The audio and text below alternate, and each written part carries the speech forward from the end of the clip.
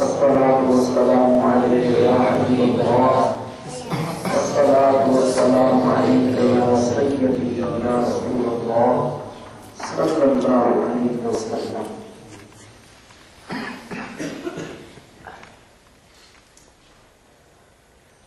الحمد لله